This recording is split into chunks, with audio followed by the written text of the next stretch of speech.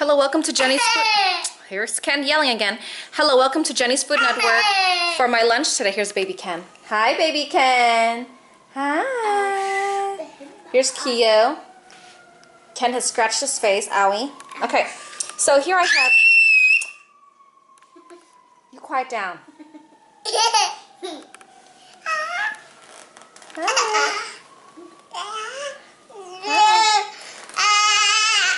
Uh-oh, Ken's a troublemaker.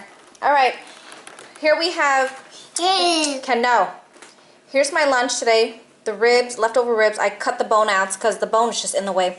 So here's the rib meat, green kale, white jasmine rice, and the green kale is kind of a tough veggie. So it's good to chop it up good, and then you could cook it with your food. You know, steam cook it. If you microwave it, then just warm it with your food in the microwave, and it'll be nicely steamed.